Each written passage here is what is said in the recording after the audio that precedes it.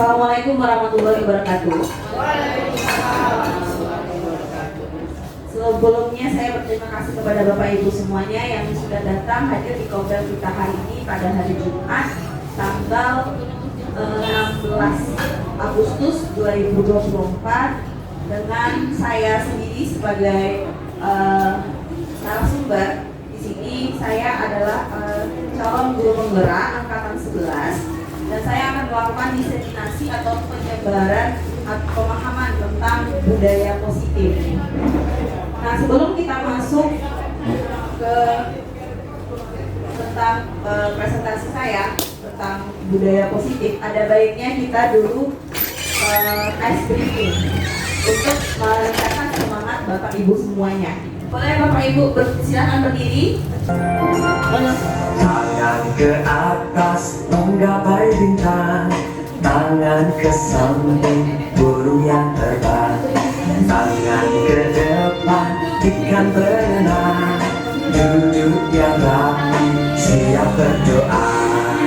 Putar-putar tangan diputar, gulung-gulung tangan digulung, bulan melihat di pagar bundar, kanan kiri atas bawah dia berdoa. Satu jari kanan, satu jari kiri, gabung menjadi dua jembatan panjang. Dua jari kanan, dua jari kiri, gabung menjadi empat. Buat kamera cekek. Tiga jari kanan, tiga jari kiri, gabung menjadi enam. Buat menara bikin. Empat jari kanan, empat jari kiri, gabung menjadi delapan.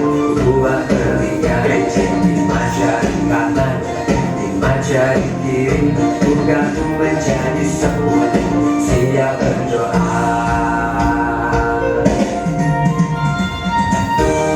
Ayah muda dan sahabat guru kreatif Indonesia, semangat belajar ya.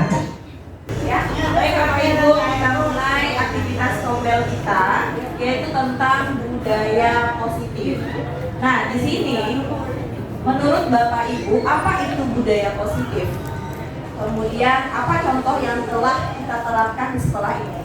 Mungkin ada Bapak Ibu yang mau mengemukakan pendapatnya tentang budaya positif. Boleh, misalnya budaya, apa sih budaya kemudian positif? Nah, dari situ kan kita bisa membuat pengertian tentang budaya positif.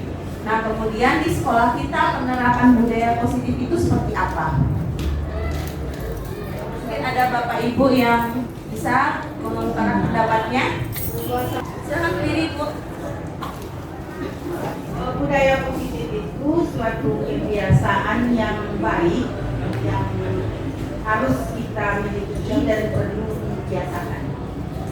Contoh, kita memberi salam, kemudian bertemu sapa, senyum ke orang lain. Kalau yang lainnya bisa kalau ada sampah dipungut tanpa diinformasikan. Ada teman yang mau menambah. Ya, kita kasih aplaus untuk Ibu Riz. Betul ya yang dikatakan oleh ibu-ibu kita tadi, Bu Riz, bahwa budaya positif itu semua perlakuan kita kepada murid, yang dimana perlakuan tersebut berpihak pada murid. Nah, contohnya tadi 5S. Kita di sekolah tentu menerapkan 5S: senyum, sapa, santun, sopan, salam, salam. Nah, kemudian di sini adapun budaya positif merupakan perwujudan dari nilai-nilai atau kebiasaan-kebiasaan yang diterapkan di sekolah yang berpihak kepada peserta didik agar nantinya mereka berkembang menjadi pribadi yang kritis, bertanggung jawab, dan berpengalaman. Nah, budaya positif mengandung nilai-nilai kebajikan sesuai dengan tujuan pendidikan nasional yang dijabarkan dalam profil pelajar Pancasila. Kemudian, budaya positif yang diterapkan di sekolah seharusnya menjadi suatu kebiasaan sehingga mendorong murid untuk melakukan dengan kesadaran diri.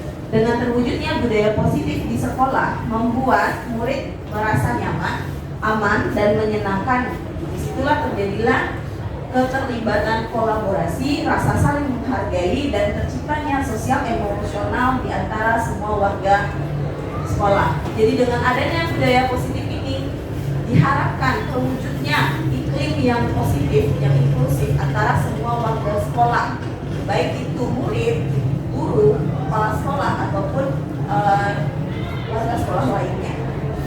Kemudian untuk membuat budaya positif ini atau mewujudkan budaya positif, maka kita perlu melakukan perubahan paradigma. Apa itu perubahan paradigma? Di sini menurut filosofi Ki Hajar Dewantara bahwa anak itu atau murid bukanlah tabula rasa. Apa itu tabula rasa, Bapak Ibu?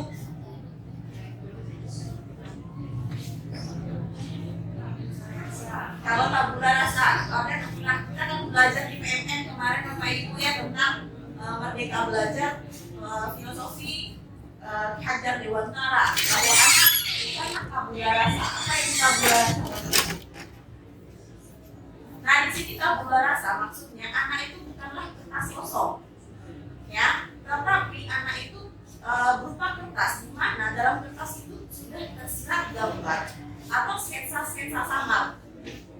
Nah, jadi kita tugas guru menabalkan gambar tersebut atau tulisan tersebut agar gambar itu menjadi indah dan tulisan tersebut juga indah. Nah, kemudian selanjutnya semua anak terlahir dengan dasarnya masing-masing atau unik. Nah, dari sini kita bisa tahu bahwa tidak semua anak mempunyai bakat yang sama. Mereka mempunyai bakat dan minat yang berbeda-beda. Maka kita sebagai guru tidak bisa memaksakan bakat dan minat tersebut. Kita hanya bisa mengebalkan atau hanya bisa membentuk bakat dan minat tersebut agar nantinya berguna bagi masa depannya kelak, sehingga anak tersebut mampu menempuh kebahagiaan dan keselamatan baik sebagai individu ataupun anggota masyarakat ke depannya. Kemudian budi pekerti, terus tugas guru menuntut bakat tersebut agar anak tumbuh dengan selamat dan bahagia. Dan guru ibarat petani, anak ibarat biji jagung. Nah, di sini maksudnya tidak mungkin bahwa guru tersebut yang anaknya itu punya bakat di seni, kita mendorongnya ke eksak atau sains. Nah, di sini maksud dari ibarat petani, guru itu tidak bisa menjadikan jagung menjadi padi atau tidak mungkin membuat ikan itu memanjat. Nah, jadi kita harus menyesuaikan apa yang ada dalam diri murid sesuai dengan kebutuhannya. Nah, kemudian ada kodrat alam dan kodrat zaman. Apa itu kodrat alam? Itu yang menyangkut pada diri peserta didik kita, bahkan minat atau potensi. Nah, yang bersangkutan dengan kodrat alam itu adalah perubahan pada saat si murid ini berada pada zaman yang mana. Nah, sekarang zaman milenial, maka itu harus kita bekali dengan teknologi yang ada. Kemudian berpihak pada anak. Berpihak pada anak itu maksudnya di sini semua ini pembelajaran yang kita lakukan dia sesuai dengan kebutuhan anak atau peserta didik kita. Kemudian selanjutnya untuk membangun budaya yang positif, sekolah perlu menyediakan lingkungan yang positif, kemudian aman dan nyaman agar murid-murid mampu berpikir, bertindak, dan mencipta dengan merdeka, mandiri, dan bertanggung jawab. Lazimnya, disiplin dikaitkan dengan kontrol. Dalam hal ini, kontrol guru dalam menghadapi murid. Di sini tidak bisa kita pungkiri Bapak Ibu ya, bahwa dalam mindset kita bahwa anak itu berada dalam kontrol kita. Tapi sebenarnya anak itu membiarkan kita untuk mengontrol dirinya, dan ketika dia tidak mengizinkan kita mengontrol, maka dia akan membantu kita. Nah, jadi di sini teori kontrol atau stimulus dan respon ini harus ditukar dengan teori kontrol. Nah, di sini ada satu kegiatan Bapak Ibu berpasangan.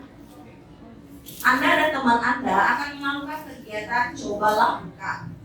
Anda adalah A, tugas Anda adalah mengepalkan salah satu tangan Anda. Coba Anda bayangkan bahwa Anda menyimpan sesuatu yang sangat berharga di dalam kepalan tangan Anda.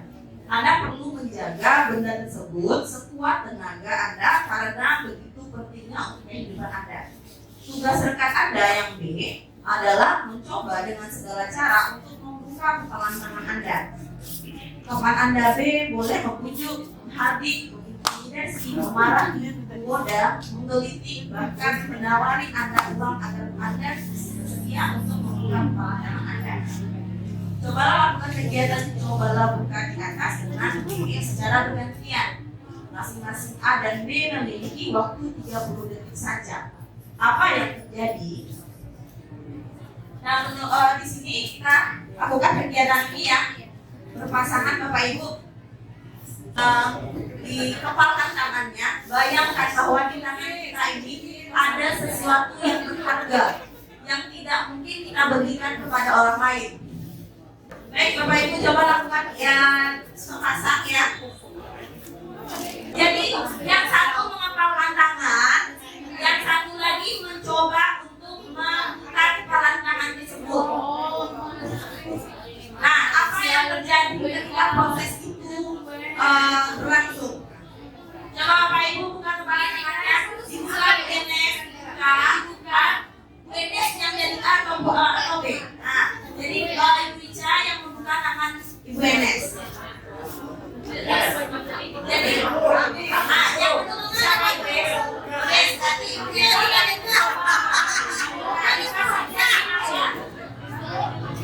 bukan sentuhan tenaga, apakah kepalan tersebut dapat terjual atau tidak? Ya, pokoknya lakukan apapun agar tangan tersebut terbuka. Boleh memancang, boleh mengintimidasi, boleh menarik uang. Ketika membuka tangan tersebut, apa yang terjadi kepada si A yang tangannya sakit? Ya, tangannya sakit pemaksaan.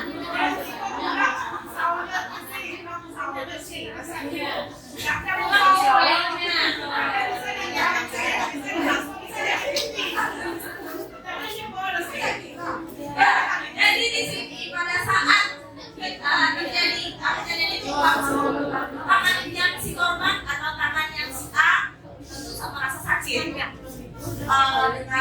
macam cara dicoba dibuka tapi tidak bisa dibuka. Nah begitu juga murid kita.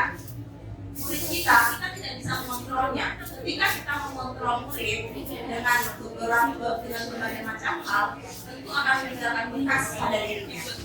Nah itulah maksud dari kegiatan ini. Nah kira-kira sesungguhnya siapa yang memegang kendali atau kontrol untuk membuka dan membentuk kepalan tangan tersebut? Diri kita sendiri ya Iris ya. Jadi yang mempunyai kontrol untuk diri kita sendiri. Ketika kita mau membuka, maka kita akan membuka tangan. Nah, dari kegiatan yang dapat kita simpulkan, kita sendiri yang memegang kontrol atas kepalan tangan kita. Apakah kita membuka atau menutup kepalan tangan kita?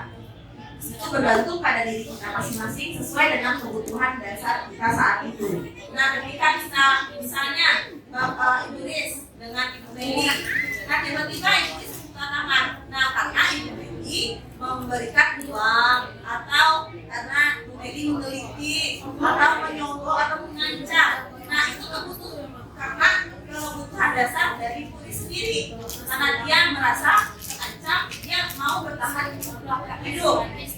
Nah, jadi kapan ketika kepalan tangan itu terbuka ketika si pemilik tangan ini merasa kebutuhan dasarnya itu terancam, maka dia harus memenuhi.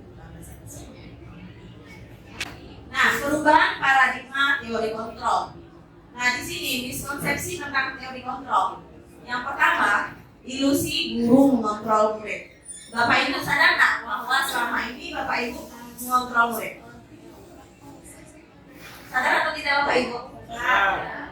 Kemudian ilusi bahwa kritik dan membuat rasa bersalah mampu menguatkan karakter.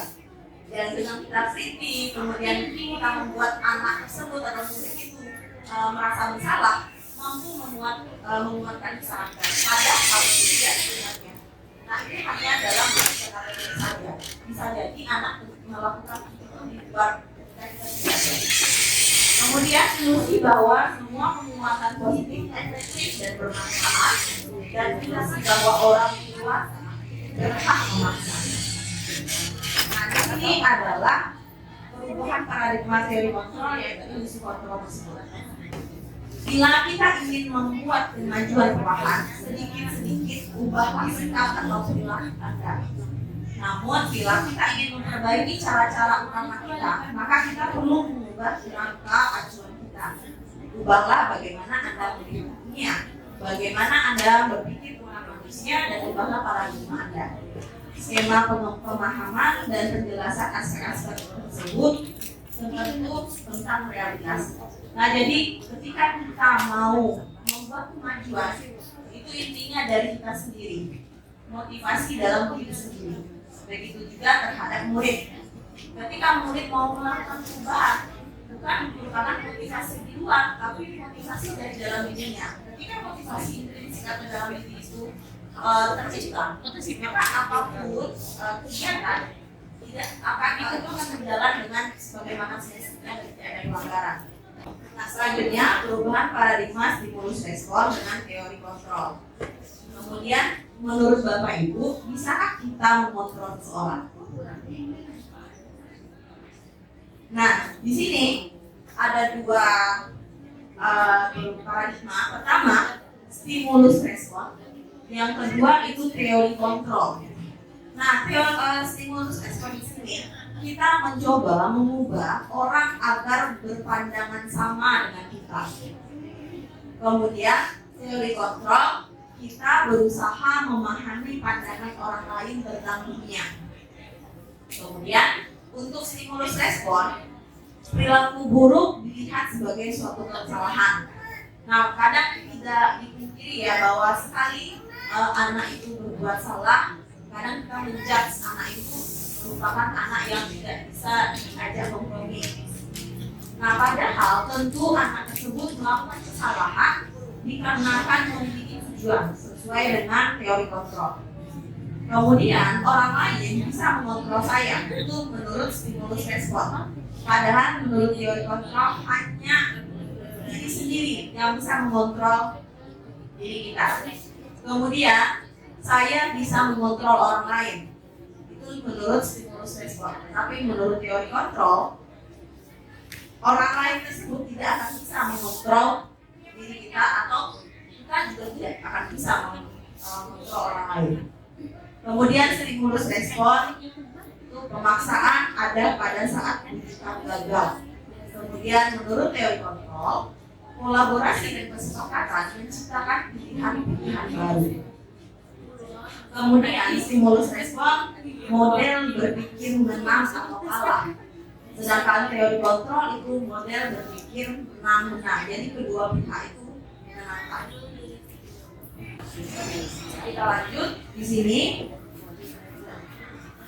Apa itu disiplin? Bapak Ibu, apa itu disiplin?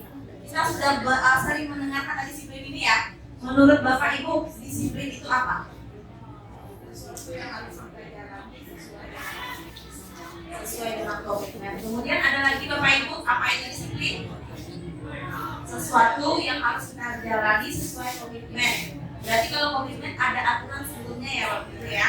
Ini kalau disiplin kita sering berpikir bahwa disiplin itu terkait dengan aturan-aturan yang mengikat seseorang. Nah, padahal di sini disiplin itu adalah pembelajaran. Nah, disiplin positif, kata disiplin sering dikaitkan dengan kata tertib, kepatuhan, dan peraturan. Kata disiplin sering juga dikaitkan dengan hukuman. Padahal itu sungguh berbeda, karena belajar dengan disiplin tidak harus dengan memberi hukuman. Justru itu adalah salah satu alternatif terakhir, dan kalau perlu tidak usah kita gunakan sama sekali. Ki Hajar Dewantara menyatakan bahwa untuk mencapai kemerdekaan atau dalam konteks pendidikan kita saat ini, dan untuk menciptakan murid yang merdeka, Syarat utamanya adalah harus ada disiplin yang kuat. Nah, disiplin yang kuat di sini maksudnya adalah disiplin dari diri sendiri, yaitu yang memiliki motivasi internal, ya, atau motivasi intrinsik yang ada pada diri sendiri, bukan yang karena orang lain. Jika kita belum memiliki motivasi internal, maka kita memerlukan pihak lain untuk mendisiplinkan kita. Nah, contohnya anak-anak kita sekarang, menurut Bapak Ibu, mereka melakukan aturan itu karena apa? Apakah mereka melakukan karena motivasi eksternal, karena kita guru atau yang lain, atau karena memang mereka mempunyai nilai-nilai sendiri yang mereka yakini? Itu banyak eksternal ya Bu ya, karena anak itu belum menemukan motivasi dari dalam diri sendiri.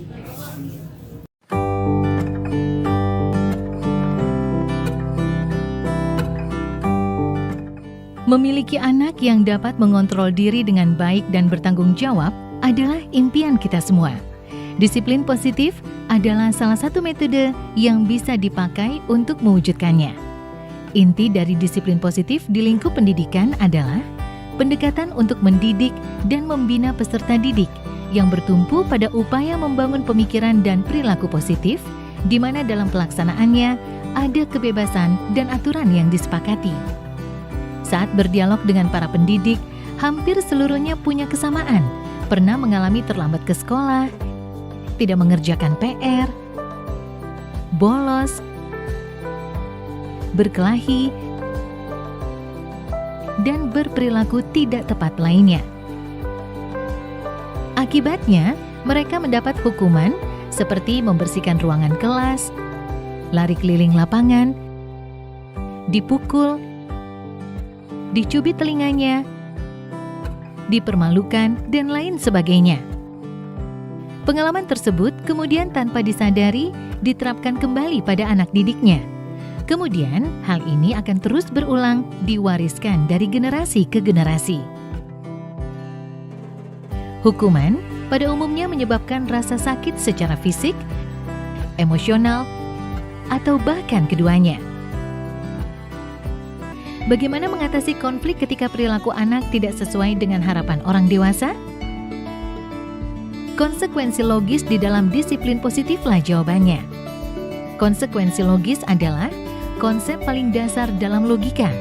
Dalam pendidikan, konsekuensi logis fokus pada solusi. Anak akan diajari mentaati aturan atas dasar kesadaran dan tanggung jawab. Anak juga mendapat penjelasan mengenai konsekuensi tindakan dan empati. Ada 2 syarat kondisi dan 4 prinsip dalam penerapan konsekuensi logis. 2 syarat kondisinya yaitu membangun koneksi sebelum mengoreksi perilaku dan selalu bertanya, bukan menasehati. Kemudian 4 prinsipnya adalah 1. Beralasan, 2. Berkaitan, 3. Menghargai, 4. Membantu. Dengan arahan konsekuensi logis ini, pendidik tetap harus secara konsisten memberi dukungan yang positif kepada peserta didik. Merasakan pujian dan cinta dari orang lain seperti guru, orang tua, dan teman-teman membuat anak terdorong untuk berperilaku baik dan positif. Kalimat seperti, "Saya telah melihat kerja kerasmu. Saya percaya bahwa kamu dapat melakukan yang lebih baik ke depannya." Semangat seperti itu tentu akan sangat berarti bagi mereka. Beberapa hal yang perlu diperhatikan saat memberikan dorongan positif diantaranya, mata dan nada suara kita sangat penting dalam menyampaikan pesan. Hindari membandingkan anak, fokuslah pada kekuatan dan perilaku positif mereka. Dan ajaklah anak untuk melihat kesalahan sebagai salah satu proses belajar. Beberapa prinsip dasar dapat digunakan dalam pelaksanaan disiplin positif sehari-hari. Di antaranya yaitu, pastikan kita selalu mendengarkan sebelum memberikan pendapat atau keputusan. Bedakan antara perilaku dengan kepribadian anak. Kembangkan rasa saling menghargai. Jangan sungkan memberikan dorongan atau pujian. Dan pastinya, gunakan konsekuensi logis dalam mengatasi perilaku anak. Semua upaya yang kita lakukan bertujuan untuk membuat lingkungan berkembang dan belajar yang inklusif, aman, dan nyaman bagi anak. Situasi kondusif diharapkan dapat mendorong mereka mencapai prestasi yang setinggi-tingginya.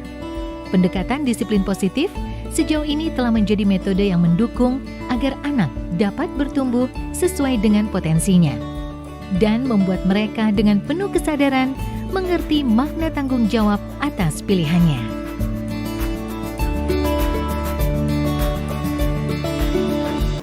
Nah, yang sesuai dengan kenyataan bahwa ketika anak yang lambat atau ketika mereka melakukan kesalahan, kita mau memberikan apa? Hukuman. Kebanyakan hukuman ya, Bu ya.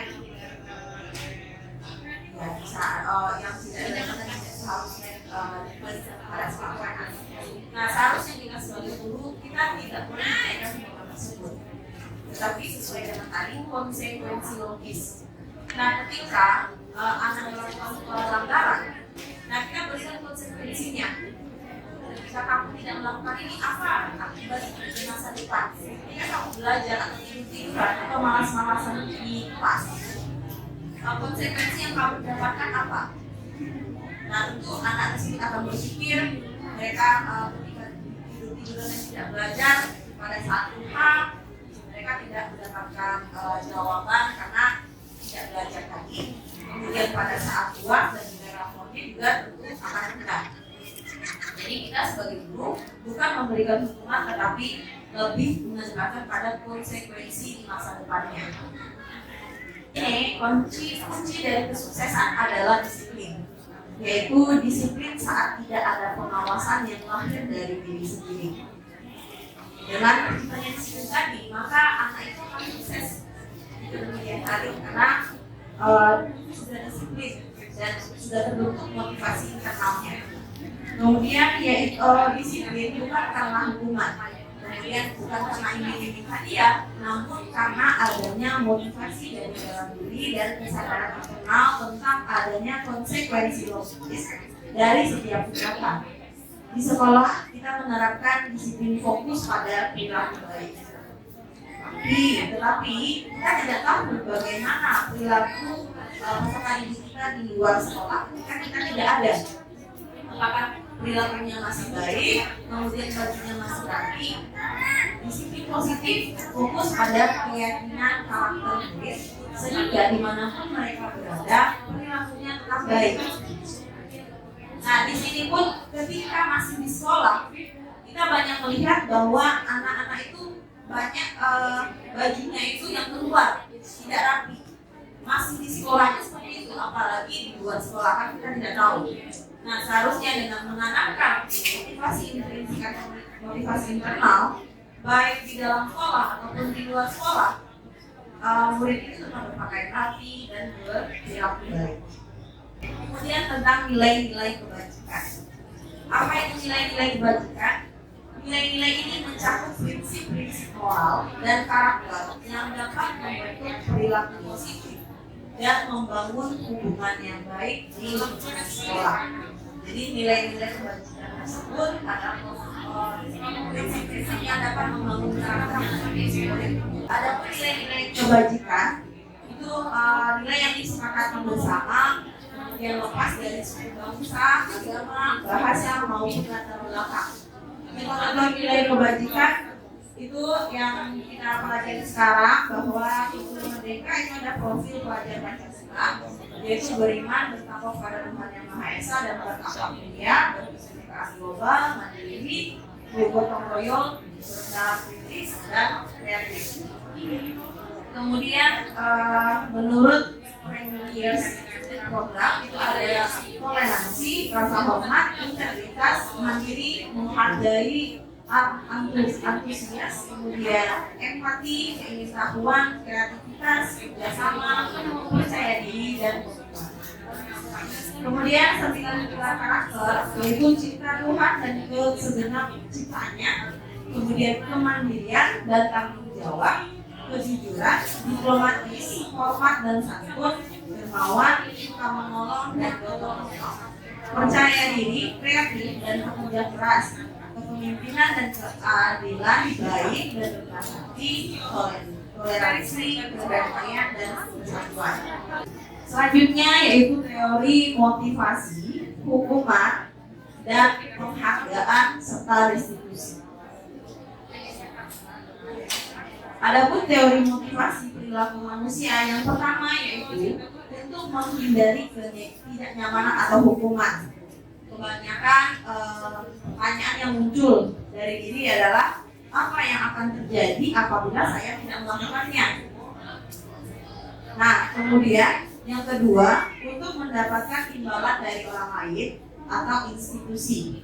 Pertanyaan yang akan muncul, apa yang akan saya dapatkan apabila saya melakukannya? Kemudian yang ketiga, untuk menghargai diri sendiri, menjadi insan sesuai harapan kita dan menghargai nilai-nilai kebajikan yang ada dalam diri kita. Dan pertanyaan yang akan muncul adalah saya akan menjadi orang yang seperti apa bila saya melakukannya. Jadi dari 3 pertanyaan itu, untuk yang nomor 1 dan nomor 2 itu adalah termasuk dalam motivasi eksternal. Dan yang nomor 3 itu adalah motivasi internal. Dan ini adalah tujuan dari disiplin positif. Diharapkan para murid motivasinya adalah yang ketiga ini, juga para guru. Kemudian selanjutnya hukuman, penghargaan dan restitusi. Nah, di sini konsep disiplin dengan identitas gagal. Yang pertama itu pemberian hukuman dan penghargaan. Nah, jadi dengan pemberian penghargaan itu malah membentuk identitas gagal, Bapak Ibu. Kenapa? Yang pertama, hukuman itu menyakitkan. Iya enggak, Bapak Ibu? Kemudian tidak nyaman bagi murid. Setuju atau enggak? Kemudian murid takut. Kemudian memaksa. Murid menyembunyikan kesalahan. Ya. Kemudian murid menjadi rendah diri. Karena kita memberikan hukuman tersebut, maka terciptalah identitas yang gagal pada murid tersebut. Kemudian penghargaan. Dengan penghargaan itu tidak efektif. Apa maksud penghargaan yang tidak efektif? Tersebut bahwa anak atau murid akan melakukan sesuatu karena diberi penghargaan tadi. Ketika gurunya tidak memberi penghargaan lagi atau gurunya bertukar dan guru yang kedua itu tidak memberi penghargaan, apakah dia tetap melakukan hal yang semestinya? Belum tentu, Bapak Ibu, karena di sini mereka lebih berharap kepada penghargaan ini. Kemudian merusak hubungan atau sifat iri, tentunya dengan teman-teman sekelasnya. Ketika kita memberikan penghargaan kepada satu orang anak, tidak menutup kemungkinan anak yang lain akan merasa iri dengan apa yang kita berikan kepada anak tersebut. Maka penghargaan di sini mampu merusak hubungan dengan teman sekelasnya. Kemudian mematikan kreativitas, karena mereka mau mendapatkan penghargaan, mereka akan melakukan sesuatu hal dengan terburu-buru, dengan secepat mungkin. Lain dengan anak-anak kita yang tidak mengharapkan penghargaan, mereka lebih melihat pada kreatifnya, dan mereka akan lebih lama mengerjakannya dibanding yang ingin mendapatkan penghargaan. Kemudian menghukum dengan sistem ranking dan merampas hak menghargai dirinya. Jadi karena dia ingin penghargaan, jadi si murid itu tidak menghargai dirinya sendiri. Nanti karena hukuman dan penghargaan ini terbentuklah konsep disiplin dengan identitas gagal. Seharusnya kita sebagai guru yaitu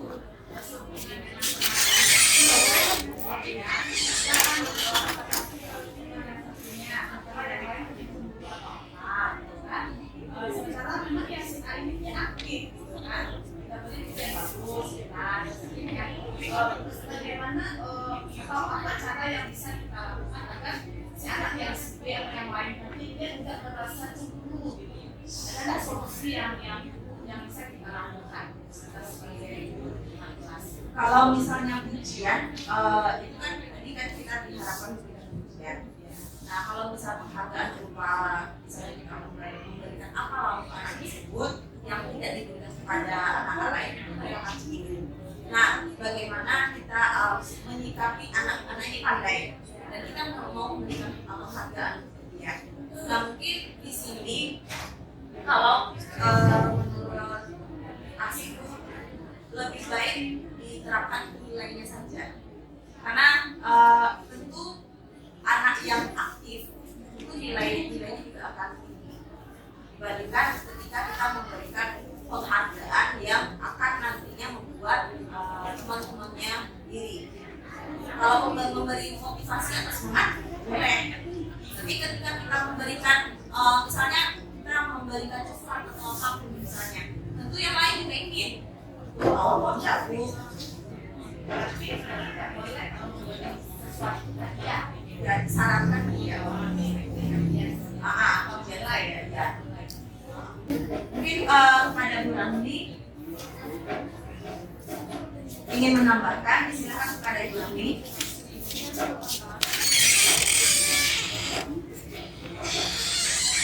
Terima kasih kesempatannya Bu Asri terkait memberikan pujian kepada siswa kita. Mungkin caranya dirubah bisa juga Bu Asri, yang dipuji adalah kinerjanya. Misalnya Bu Meli siswanya membaca puisi, jadi jangan disebutkan kita beri seperti A, tapi beri pujian itu atas kinerjanya. Misalnya bagus sekali mimiknya, ekspresinya sesuai dengan puisinya. Jadi lebih apa yang ditonjolkannya yang patut dipuji, bukan ke orangnya. Mungkin masukannya itu saja Bu Asri dari saya. Ya, terima kasih kepada Ibu Rahmi. Jadi lebih ke kinerja murid kita. Bagaimana kinerjanya, bagus atau tidak, apakah lukisannya bagus atau tidak. Konsep disiplin dengan identitas sukses, yaitu dengan pemberian konsekuensi atau dengan restitusi. Nah, konsekuensi di sini penguatan jangka pendek. Kemudian perlu monitoring berkelanjutan. Kemudian adanya stimulus dan ada respon nantinya. Kemudian murid memahami peraturan dan kehilangan waktu untuk merenungi kesalahan. Jadi inilah konsep disiplin dari konsekuensi. Kemudian restitusi, murid bertanggung jawab untuk perilakunya. Kemudian fokus pada pemecahan masalah jangka panjang. Kemudian murid menghormati dirinya dan orang lain. Teori kontrol yang kita bahas tadi. Kemudian murid bersemangat memperbaiki kesalahan. Untuk restitusi, kita lebih mencari pemecahan masalah atau perbaikan dari masalah yang telah dilakukan oleh murid. Kalau konsekuensi itu lebih kepada ketika murid melakukan kesalahan, apa konsekuensi yang akan didapatkan oleh murid tersebut. Jadi murid tidak bisa merenungi apa kesalahan mereka.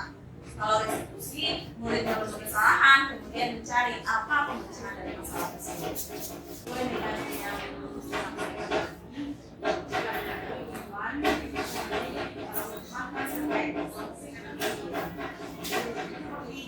kadang misalnya dia terlambat, kita biasanya anak disuruh atau mikir baliknya apa? Yang lambat. Mungkin di sini kalau sesuai dengan restitusinya berarti ya. Untuk restitusi lebih kepada membuat anak mencari solusi bagaimana anak tersebut tidak terlambat. Jadi kita sebagai guru menanyakan apa alasan mereka terlambat. Misal ngantuk, kemudian pulang, alarmnya tidak tidur, aku nggak pergi. Nah kemudian kita tanya kira-kira dengan siapa dia di rumah dan mampu membangunkan dia ketika akan sekolah. Ya. Dan kita sebagai guru juga mengontrol. Mungkin didirikan katanya orang tua atau kakak. Nah kita tentu juga menanyakan orang tua dan kakaknya untuk meninjau ulang apakah hal tersebut dilakukan oleh anak tersebut. Misalnya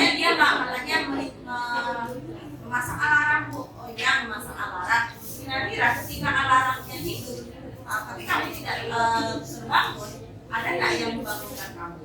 Misalnya ada kakak saya atau orang tua saya. Nah, ada nggak nomornya? Jadi kita juga melakukan cek kos kepada orang tuanya atau kakaknya tadi. Nah, dan dibantu ingatkan. Nah, jadi seperti itu. Berarti sampai sedemikian aja ya. Ya, soalnya untuk hukuman kita kan tidak dibenarkan gitu. Nah, ketika terlambat lagi misalnya, nah tentu kita menelpon persekular dengan orang tuanya tadi. Karena kan dia juga. Saya mungkin lebih kepada peninjauan dengan orang di rumahnya mungkin. Kita telepon, kita cross check terus. Selanjutnya, konsep disiplin pendekatan restitusi, sebuah cara menanamkan disiplin positif pada murid. Nah, apa itu restitusi? Proses menciptakan kondisi bagi murid untuk memperbaiki kesalahan mereka, sehingga mereka bisa kembali pada kelompok mereka dengan karakter yang lebih kuat. Ini menurut dosen.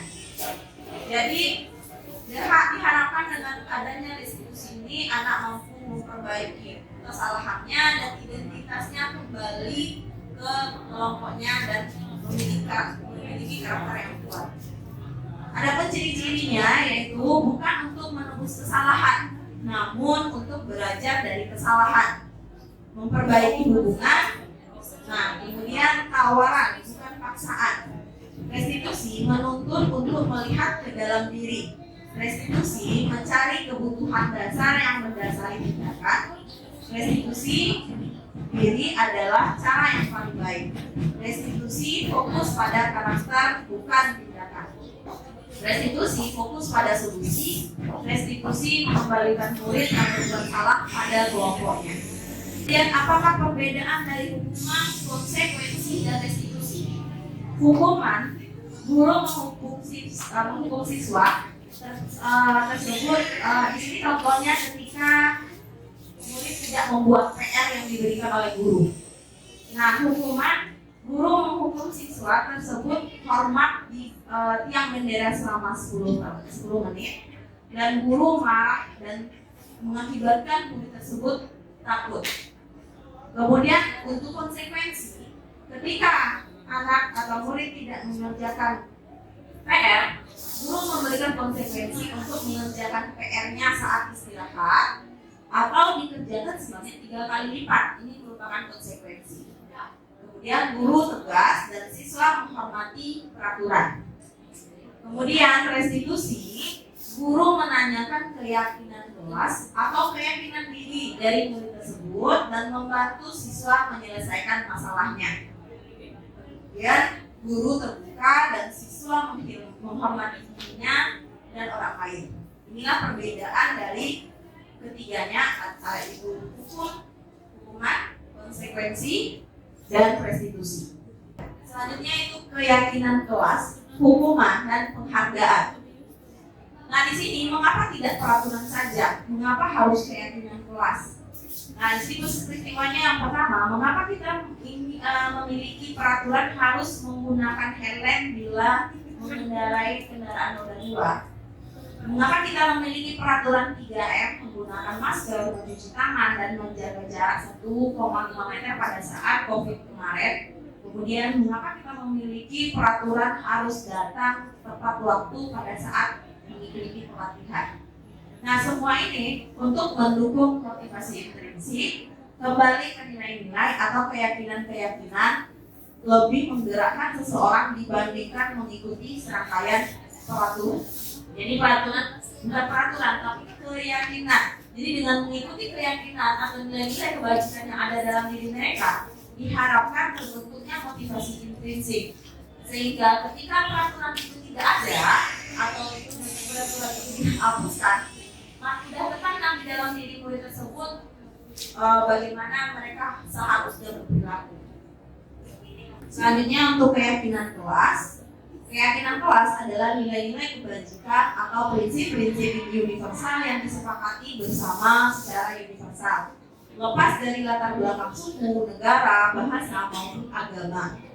Suatu keyakinan akan lebih memotivasi seseorang dari dalam, seseorang akan lebih bersemangat untuk menjalankan keyakinannya daripada hanya sekedar mengikuti serangkaian peraturan. Jadi ini adalah keyakinan kelas. Nah, untuk pembentukan keyakinan kelas ada beberapa cara. Yang pertama, mendiskusikan peraturan kelas dengan murid dan menempelkan di depan kelas. Jadi kita mendiskusikan apa saja peraturan-peraturan yang ada di sekolah atau di dalam kelas dengan murid. Kemudian meninjau yang kedua itu yang di bawah ya. Yang kedua itu mengubah peraturan tersebut dalam kalimat positif dan mengajak murid menemukan nilai kebajikan yang dituju oleh peraturan. Misalnya peraturan dilarang berambut panjang atau dilarang memakai perhiasan. Nah, di situ dari dua itu akan melahirkan nilai-nilai kebajikan. Apa nilai kebajikan yang terkandung dalam dua peraturan tadi. Kemudian meninjau ulang keyakinan kelas. Sebaiknya keyakinan kelas atau sekolah tidak terlalu panjang. Nah, dari beberapa peraturan itu akan memunculkan nilai kebajikan yang sama, sehingga nantinya keyakinan sekolah itu atau keyakinan kelas tidak terlalu banyak. Kemudian yang keempat, setelah meninjau ulang, keyakinan kelas tidak ditandatangani bersama dan ditempel di dinding yang dapat dilihat setiap warga kelas agar semua warga kelas ingat dan mampu melakukan keyakinan kelas yang telah dibuat. Kemudian coba lihat Bapak Ibu di sini, yang mana yang merupakan keyakinan kelas, yang di kiri atau yang di kanan? Tadi keyakinan kelas adalah merupakan nilai-nilai kebajikan dan disarankan kata-katanya itu tidak berpanjang. Nah, jadi yang kiri atau yang kanan yang merupakan keyakinan kelas?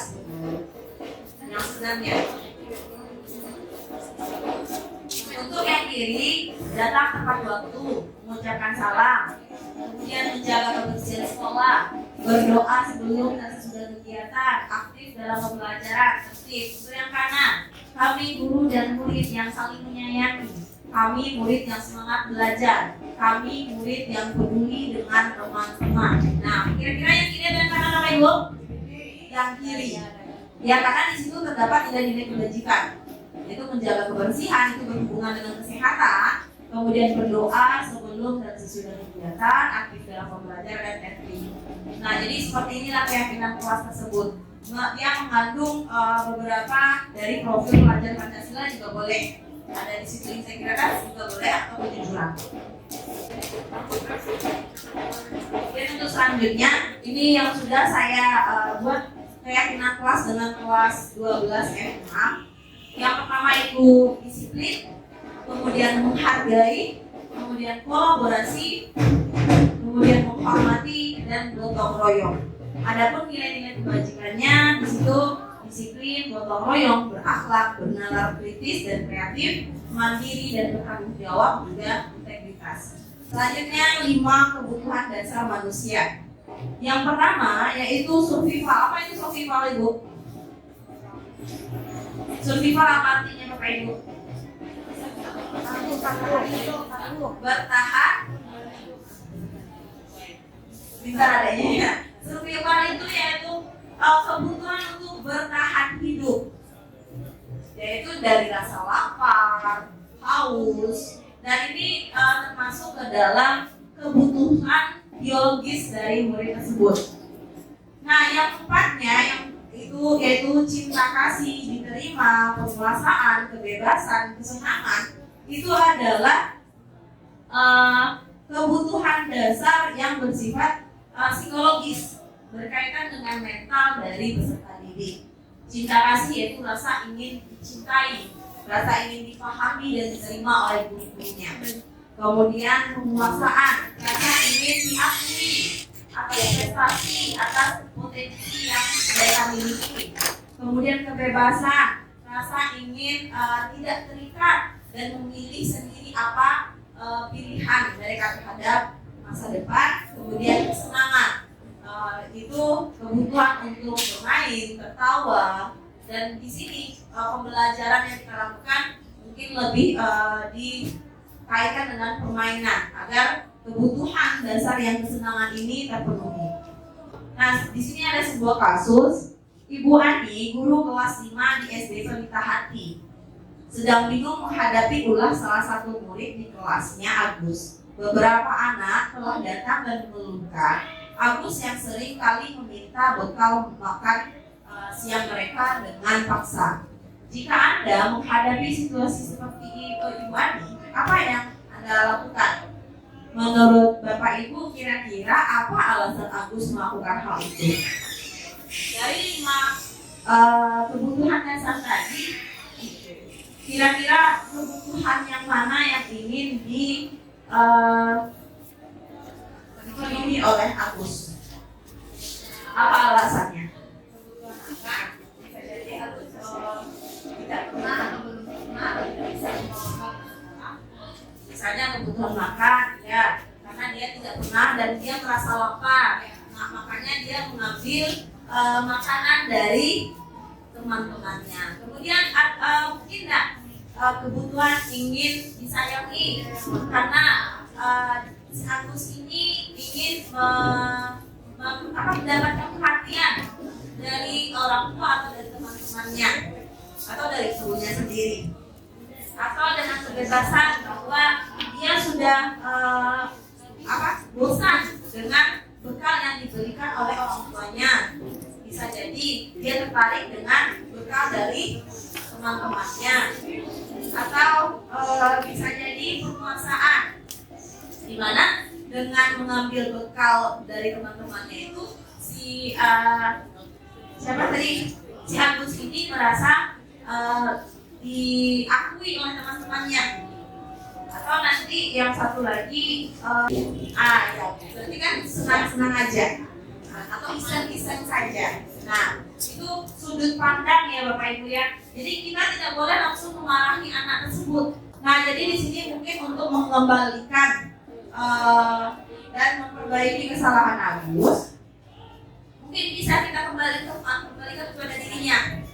Agus kalau diambil makanannya oleh temannya, apakah Agus mau?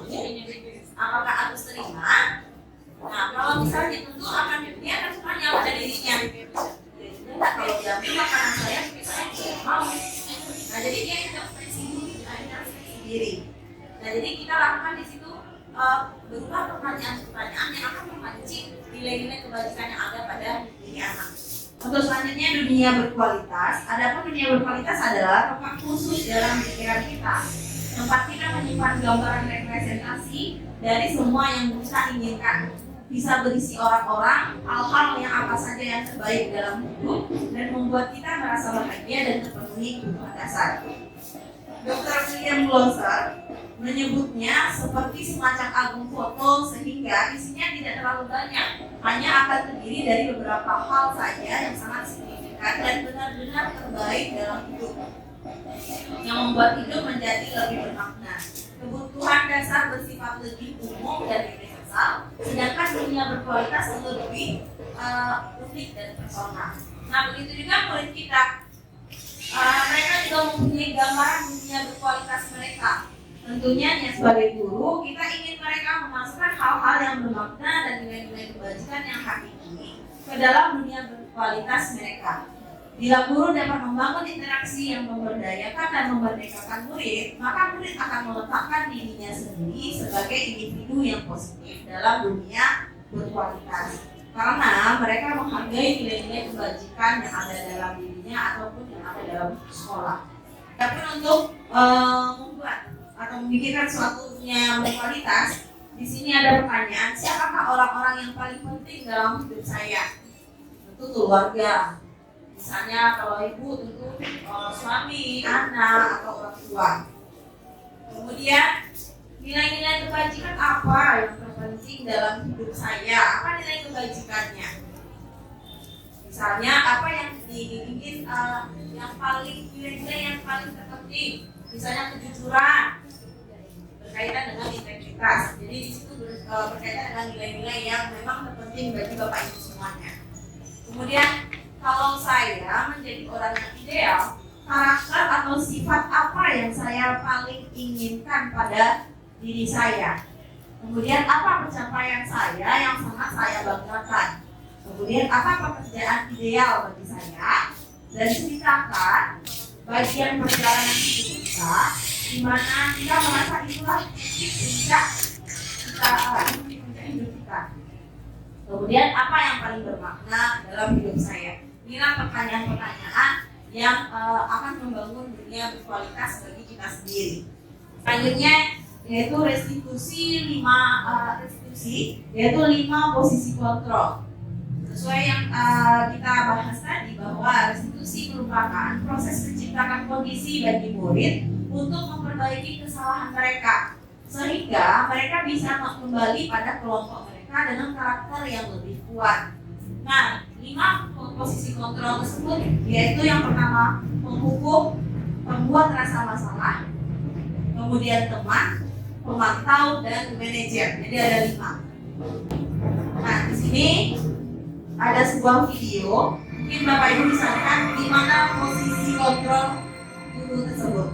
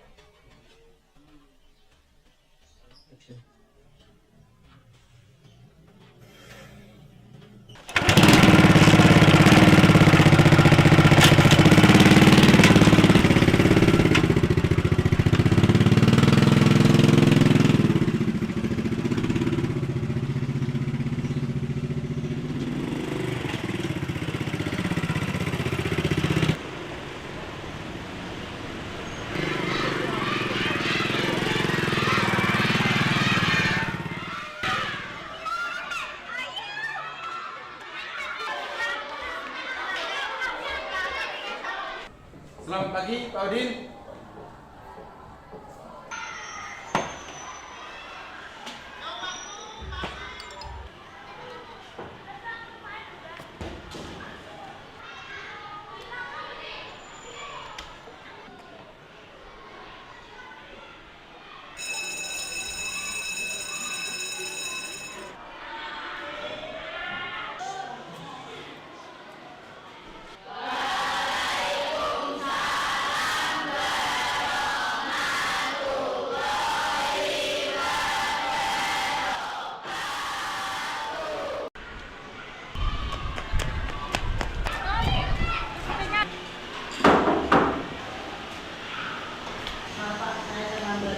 Terlambat terus. Jam berapa sekarang? Silakan berdiri di sini. Angkat kakimu. Pegang telinganya. Berdiri 1 jam. Nah, silakan duduk. Berat di skripku. Ibra! Kalian semua ini tidak bisa diatur. Belajar sendiri saja. Pak Guru sudah muak dengan kalian.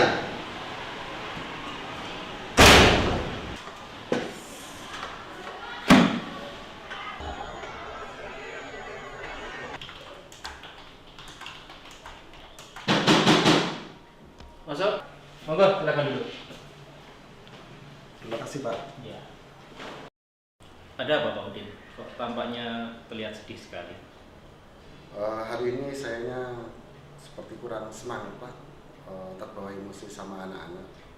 Iya Pak Udin, tenang dulu ya Pak Udin. Mungkin Pak Udin punya masalah hingga sampai emosi dengan anak-anak. Jujur saja, Pak, saya hari ini banyak masalah keuangan. Untuk tanggal 3 besok itu ada bayar kontrakan.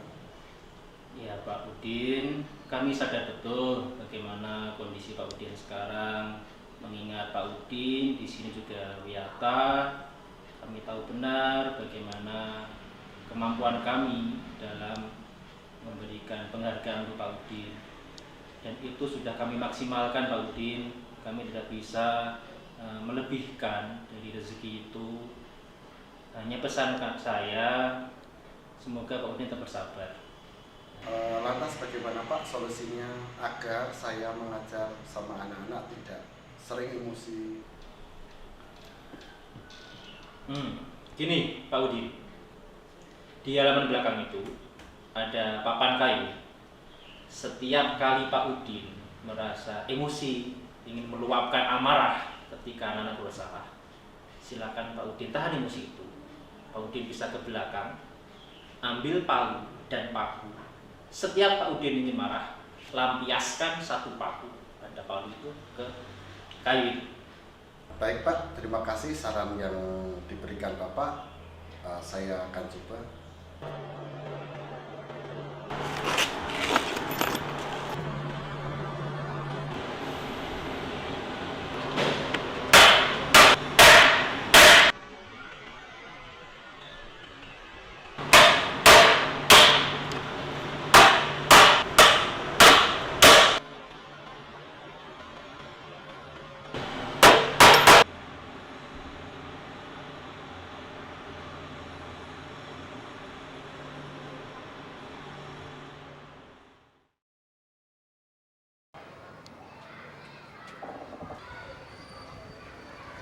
Maaf Pak, saya terlambat. Ya Bra, Bapak tahu kamu terlambat. Setiap orang pasti pernah berbuat salah.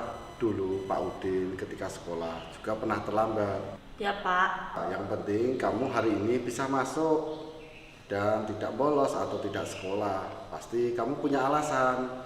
Ya Pak, saya membantu ibu saya jualan sampai larut malam. Baiklah, Bapak sekarang sudah mengerti yang menjadi masalah kamu. Mari kita cari solusinya bersama-sama. Saya tidak tahu Pak. Bagaimana kalau dagangan ibu kamu bisa dititipkan di kantin sekolah? Apakah boleh Pak? Ya, nanti bisa. Saya tanyakan sama Bapak Kepala Sekolah. Makasih ya Pak. Ya, sama-sama Bra. Tuh, Pak Udin, silakan Pak. Hari ini Pak, saya bahagia sekali bisa menahan amarah saya, emosi saya. Hari ini tidak ada satupun paku yang tertancap. Wah, luar biasa Pak Udin. Pak Udin benar-benar melakukan apa yang sudah saya sarankan kemarin. Tapi begini Pak Udin, selanjutnya setiap kali Pak Udin merasa berbuat baik dengan anak-anak, tidak emosi lagi, silakan ambil satu persatu paku yang sudah Pak Udin tancapkan.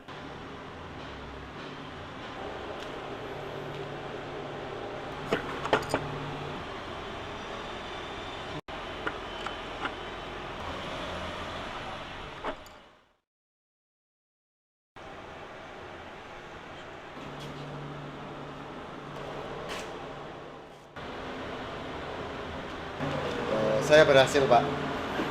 Ya. Pak Udin memang berhasil.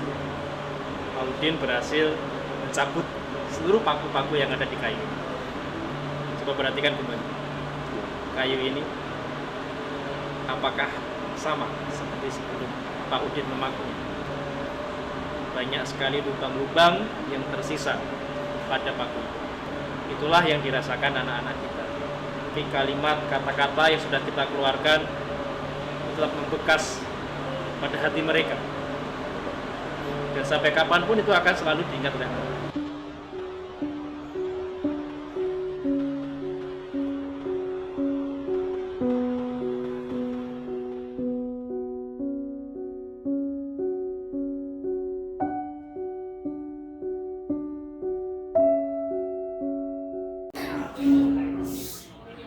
Baik, itu ya Bapak Ibu filmnya. Menyentuh atau tidak Bapak Ibu? Kita merasa juga ya pernah menjadi guru yang seperti itu ya Bapak Ibu ya. Dan kita berharap dengan kata-kata kita jangan sampai anak kita tersakiti ke depannya. Ya, jadi di sini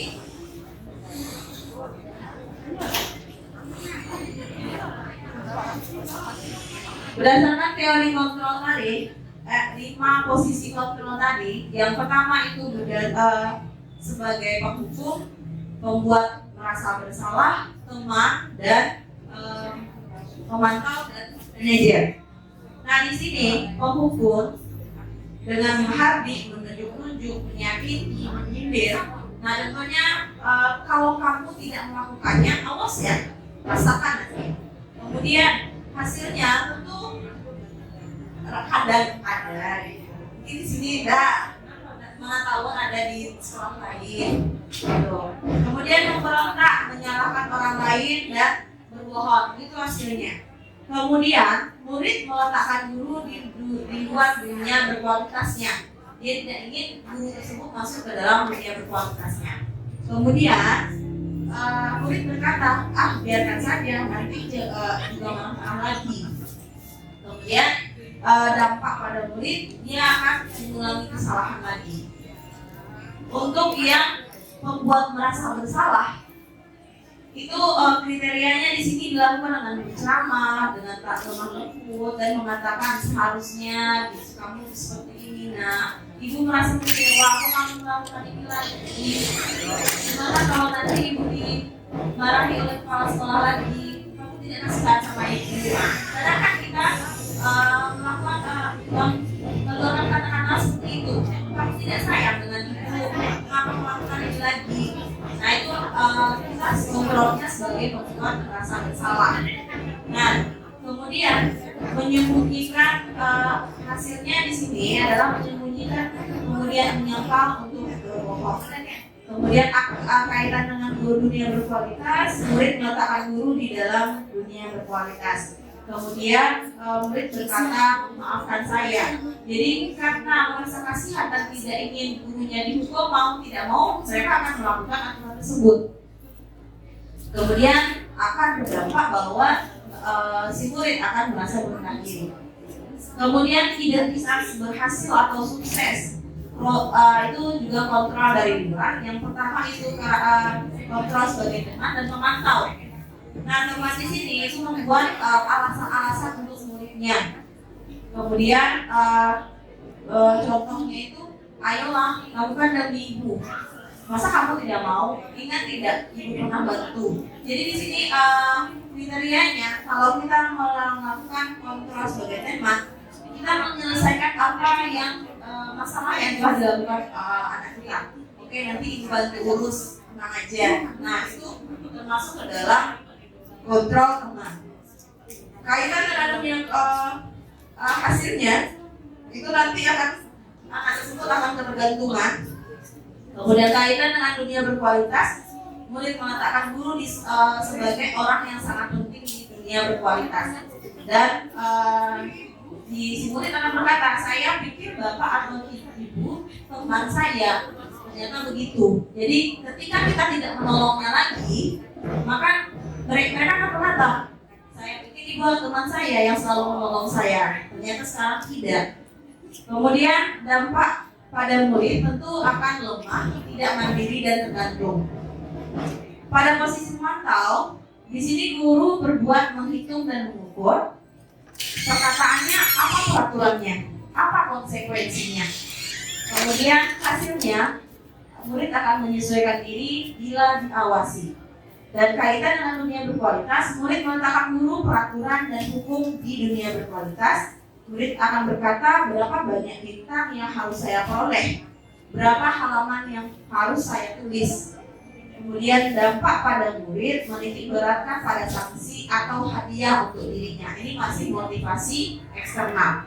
Adapun motivasi internal, yaitu adalah ketika kita menempatkan diri kita sebagai manajer. Apa itu manajer? Yang dimana mengajukan pertanyaan-pertanyaan seperti apa yang kita yakini, apa yang bisa kamu kerjakan untuk memperbaiki masalah ini, apa keyakinan kamu, apa nilai kebajikan yang ada dalam diri kamu. Kemudian hasilnya menguatkan pribadi.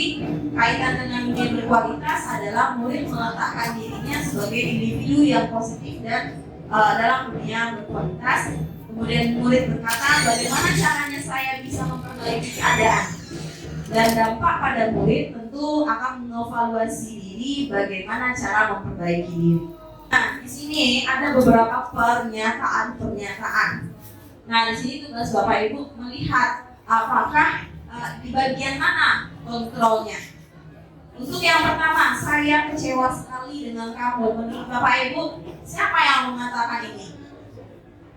Menghukumkah? Kemudian pembuat merasa bersalahkah? Teman atau manajer atau pemantau? Membuat rasa bersalah. Kemudian yang kedua, kamu tidak pernah benar melakukannya. Nah, kira-kira ini apa?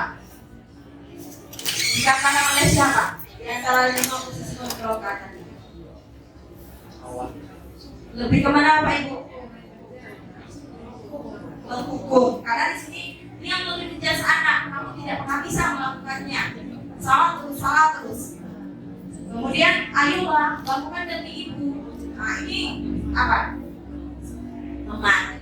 Kemudian, apakah kamu mau mendapatkan stiker bintang hari ini? Ah, ini apa tadi? Pemantau. Ya. Kemudian, bagaimana kamu bisa menyelesaikan masalah ini? Manajer. Kemudian, kamu selalu yang paling terakhir. Ya. Nah, ini Bapak Ibu jawabannya. Kemudian selanjutnya kita masuk pada segitiga restitusi. Jadi segitiga restitusi ini yang akan kita harapkan ada di sekolah kita ketika anak melakukan pelanggaran. Apa saja langkah-langkahnya? Yang pertama yaitu menstabilkan identitas. Yang kedua, validasi tindakan yang salah, menanyakan keyakinan. Nah, pada menstabilkan identitas ini, setiap orang pasti pernah melakukan kesalahan. Kamu bukan satu-satunya yang pernah melakukan ini. Jadi pada menstabilkan identitas, ketika anak melakukan kesalahan, kita tidak langsung menjudge anak. Kita harus memperbaiki mental anak dan membuat emosinya menurun dan kembali tenang. Semua orang bisa melakukan kesalahan, tidak ada yang sempurna. Bapak juga pernah atau ibu juga pernah melakukan kesalahan pada saat dulu yang dilakukan oleh Bapak tadi di event tadi. Kemudian validasi tindakan yang salah. Kamu tentu punya alasan mengapa melakukan itu. Adakah cara yang lebih efektif untuk mendapatkan apa yang kamu butuhkan? Kemudian menanyakan keyakinan, nilai-nilai apa yang telah kita sepakati. Kemudian kamu ingin menjadi orang yang seperti apa? Nah, inilah pertanyaan-pertanyaan yang menyangkut kepada langkah-langkah dari segitiga restitusi. Nah, yang pertama di situ menstabilkan identitas untuk membuat anak yang merasa gagal karena berbuat salah menjadi positif terhadap dirinya. Jadi anak tersebut kembali kepada identitasnya masing-masing. Nah, di sini contohnya berbuat salah itu hal manusiawi, tidak ada manusia yang sempurna. Bapak Ibu juga berbuat salah. Kita pasti bisa menyelesaikan permasalahan ini. Bapak atau Ibu tidak tertarik untuk mencari tahu siapa yang benar, siapa yang salah. Bapak Ibu lebih tertarik untuk menyelesaikan masalah. Kalau kamu menyalahkan dirimu sendiri terus-menerus, apakah kamu bersikap baik pada dirimu sendiri? Ini pertanyaan yang berkaitan dengan menstabilikan identitas. Selanjutnya untuk memvalidasi kesalahan, membantu murid mengenali kebutuhan dasar yang ingin dipenuhi ketika melakukan kesalahan. Pada dasarnya setiap tindakan manusia tujuannya adalah memenuhi kebutuhan dasar sesuai dengan teori kontrol tadi. Apakah itu untuk bertahan hidup, kebebasan, cinta, kemudian semangat atau kebebasan. Kemudian guru berkata, kamu bisa saja kan melakukan hal yang lebih buruk, tapi kamu tidak melakukannya kan? Kemudian kamu pasti punya alasan mengapa melakukannya. Apa yang penting bagi kamu? Kemudian kamu boleh tetap berusaha mencegah sikap itu, tapi tambahkan sikap yang lain yang baru. Tahap selanjutnya yaitu menanyakan keyakinan. Anak melihat kesalahannya dihubungkan dengan norma sosial dan nilai-nilai yang mendasari manusia berinteraksi dengan orang lain. Jadi setelah tahap 1 dan 2 selesai, maka dengan emosional yang stabil dan tenang, maka anak akan mampu membuat restitusi atau membuat pemecahan dari dari masalah yang telah dihadapi. Misalnya perkataannya apa nilai yang kita percaya di kelas, nilai-nilai universal apa yang telah kita sepakati, kelas yang ideal itu seperti apa, kamu ingin jadi anak seperti apa yang kamu kerjakan ketika kamu menjadi orang yang seperti apa. Nah, adapun proses segitiga restitusi berdasarkan pada teori kontrol. Yang pertama, pada saat menstabilkan identitas, kita semua akan melakukan hal terbaik yang bisa kita lakukan. Kemudian pada saat validasi tindakan yang salah, semua perilaku memiliki alasan. Kemudian menanyakan keyakinan, pada teori kontrol kita semua memiliki motivasi internal.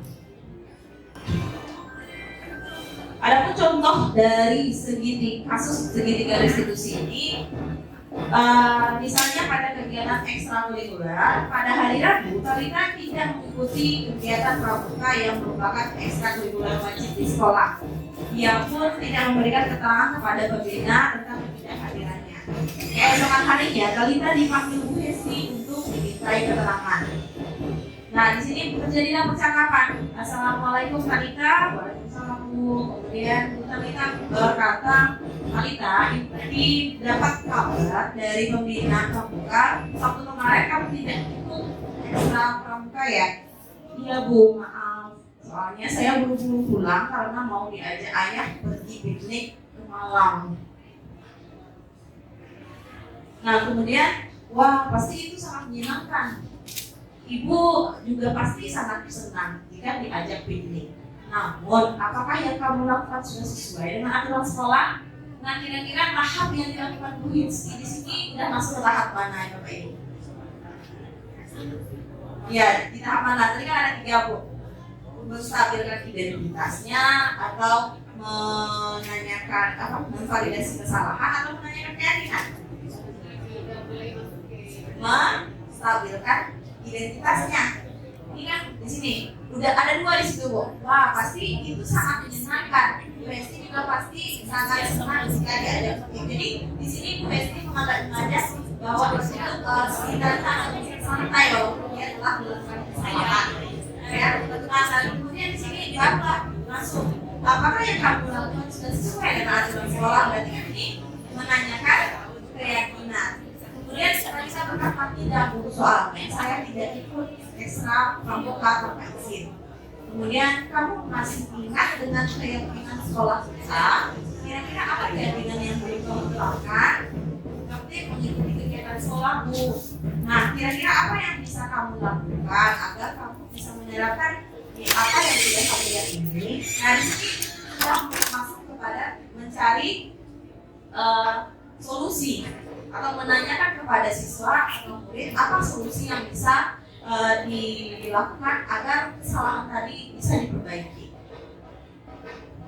Nah, kemudian saya bisa minta izin kepada pembina pramuka Bu. Nah, nanti anak akan melakukan memberikan opsi-opsi. Nah, mungkin ada yang lain kata ininya. Mungkin saya mengikuti ekstrakurikuler dulu, baru ikut ajakan ayah Bu.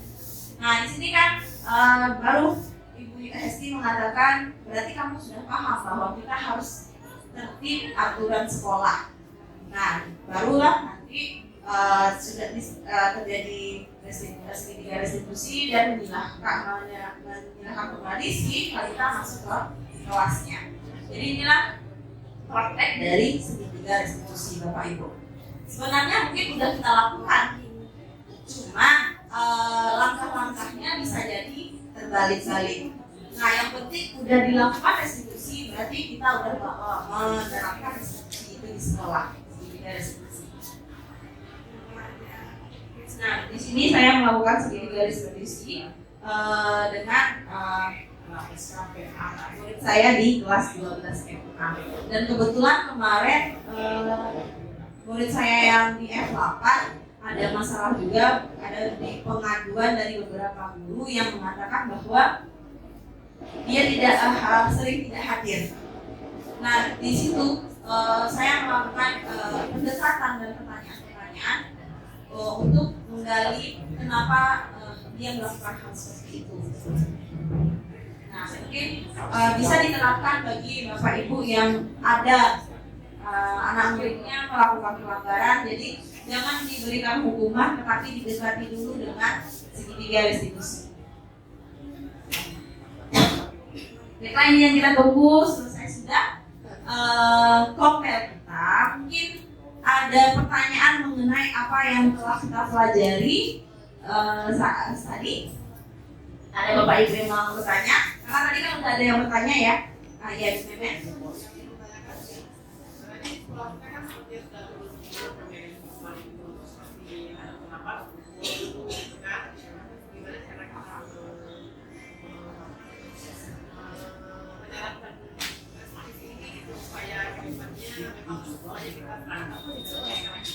Tentu solusinya kita harus menyebarkan juga kepada pemangku kepentingan di sekolah juga. Jadi kepala sekolah, wakil-wakil kita bahwa tidak semestinya hukuman itu diberikan. Iya, walaupun ketika diberikan hukuman masih ada yang seperti itu. Nah, jadi coba kita lakukan dengan restitusi.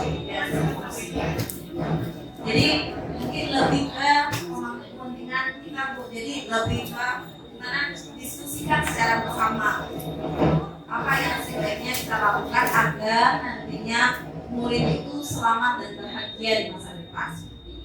Nah, seharusnya ini pada saat ini kan kepala sekolah juga hadir. Ini karena berhalangan, itu Bu. Kedepannya itu yang di atas yang mampu untuk merubah kurangi. Jadi bagaimana Bu tadi bertanya. Jadi bagaimana dengan penerapan hukuman yang anak yang terlambat? Karena kan hukuman kita tidak boleh. Bagaimana penerapan kita agar anak tidak terlambat lagi dan kita tidak memberikan hukuman?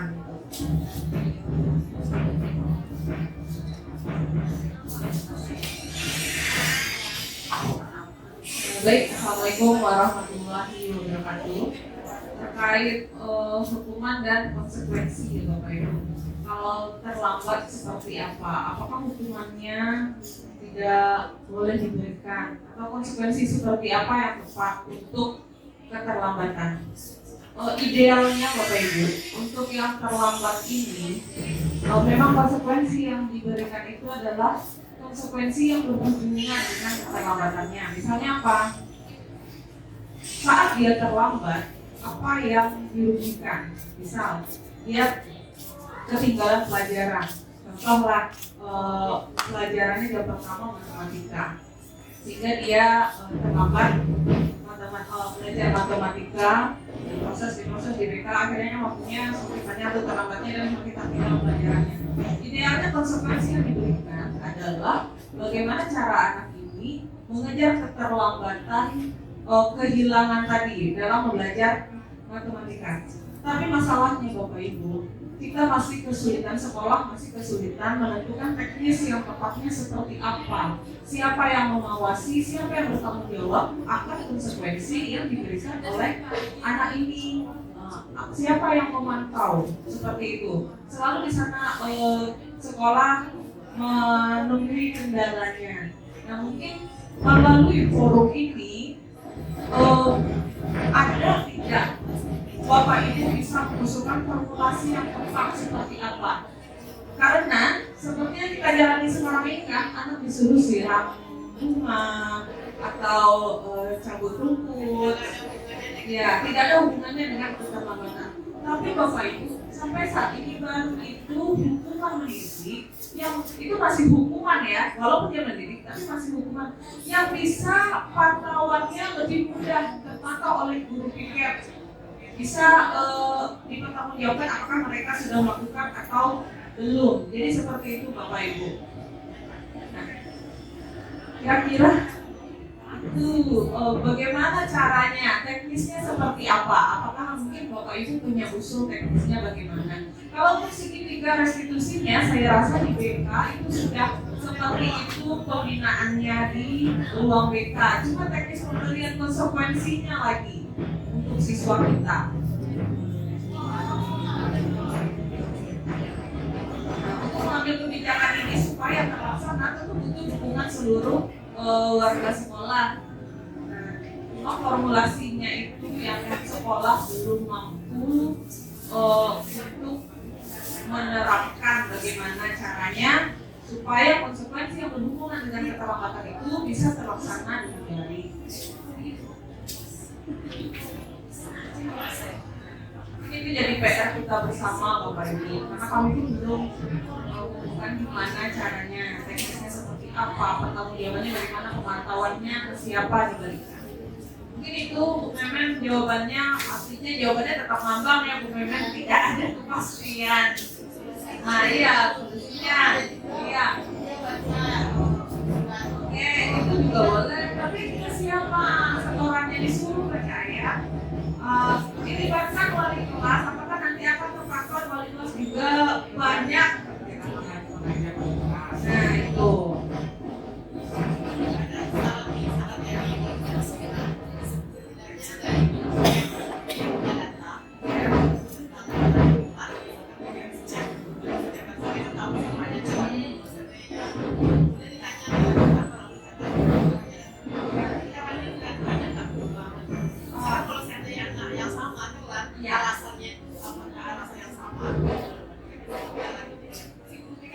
Oh, boleh seperti itu.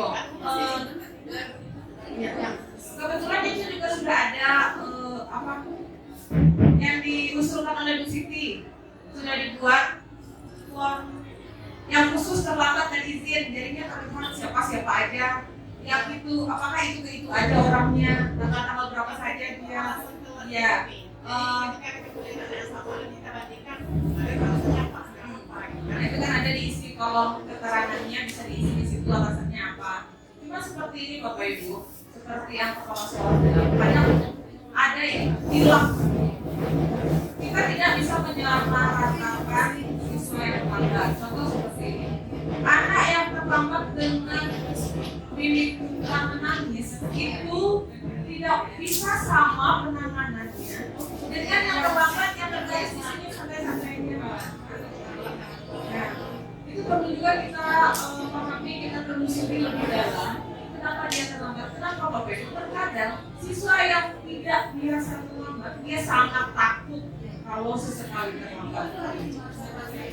Ya, dan saya rasa penanganannya berbeda dengan yang berbuka-buka tebal saat terlambat itu. Nah, ya, yang tidak merasa bersalah. Ya, lakukan tegas-tegas kembali artinya kan dia tahu kalau dia terlambat. Mungkin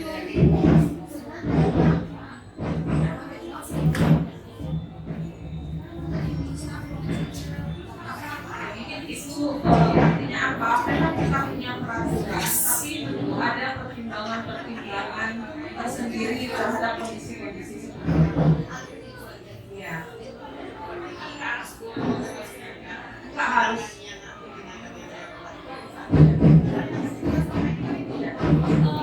Kita sebagai artinya kita juga sebagai manusia kan punya feeling lah, anak-anak ini kalau dia menciptakan alasan-alasan kan melihat kalau alasannya itu memang mengada-ada, atau kalau ini memang berkali apalagi terlambatnya orangnya itu aja mungkin bisa lah.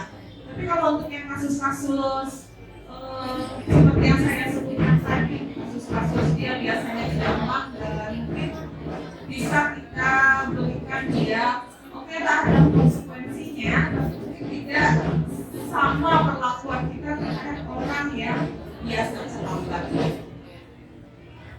Gimana Bapak Ibu? Tetap belum masih lama tetap konsekuensi ini, karena ya itulah masalahnya. Oke, itu aja. Terima kasih. Assalamualaikum warahmatullahi wabarakatuh. Terima kasih kepada Bu Ranti selaku wakil siswa. Kita kan tahu pakai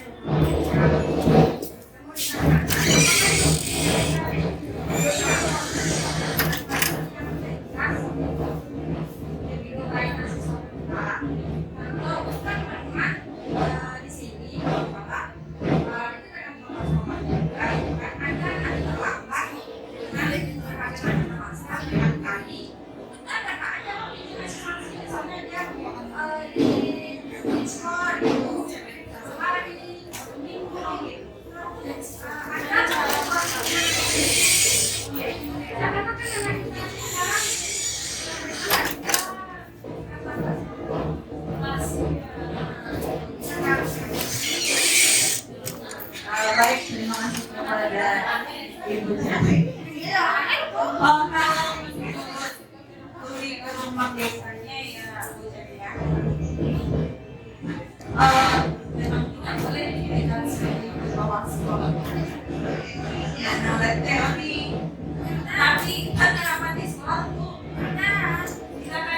bisa saja melakukannya, tapi tidak ada alasan untuk melakukan tersebut.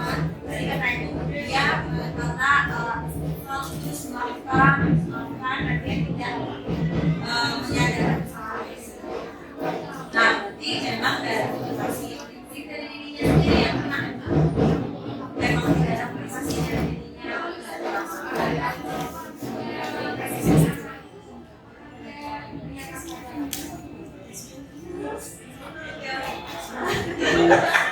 Kalau menurut teori harus kita dekati terus dengan segitiga restitusi dan konsekuensi mungkin ini juga ada ditanyakan, mungkin anak itu yang tidak cocok dengan sekolah kita, kita diberikanlah konsekuensi yang seperti tadi. Teorinya tidak boleh, tapi memang kenyataannya ada seperti di lapangan, ya mau tidak mau harus dilakukan.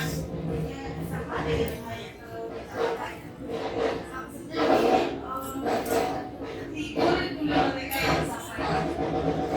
tidak semua juga yang harus kita adopsi.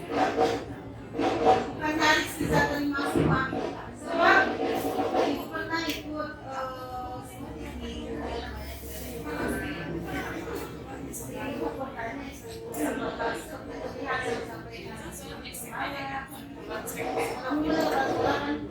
tidak ada anak yang tidak.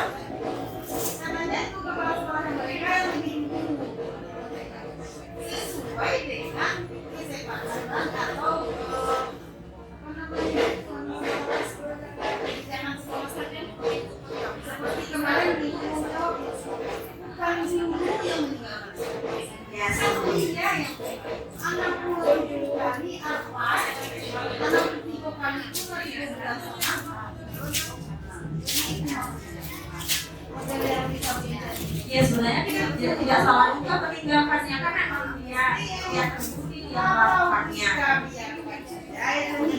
Terjadi virus. Kita lihat dari kejadian kemarin ada yang salah, itu jauh yang tidak donat dan sementara melakukan donat atau SMA 1 pertama saya sudah mengambil pola yang karena anaknya 13 sudah tua. Itu mungkin yang harus ia pakai. Mungkin itu konsekuensi. Tapi kan kalau enggak, dia mau nanti siswa yang ngomong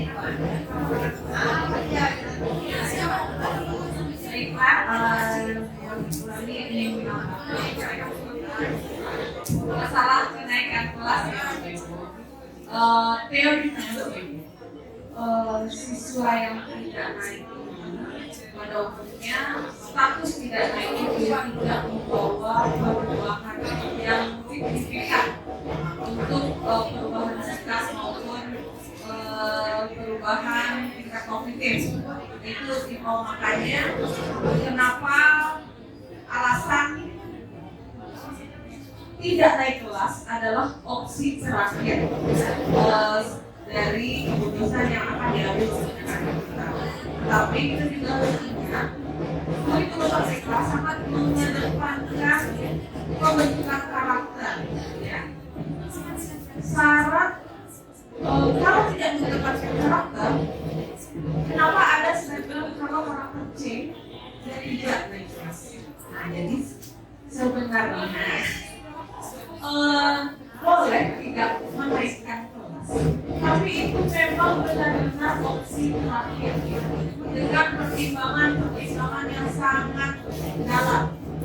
Jadi sebenarnya bukan tidak boleh tidak naik kelas, tapi itu adalah pertimbangan yang sangat terakhir dengan pertimbangan bahwa tidak naik kelas itu tidak merubah keadaan peserta didik kita menjadi lebih baik atau peningkatan yang signifikan baik bagi perilakunya maupun tingkat psikologinya. Ada yang mau menanyakan lagi? Sekarang udah hampir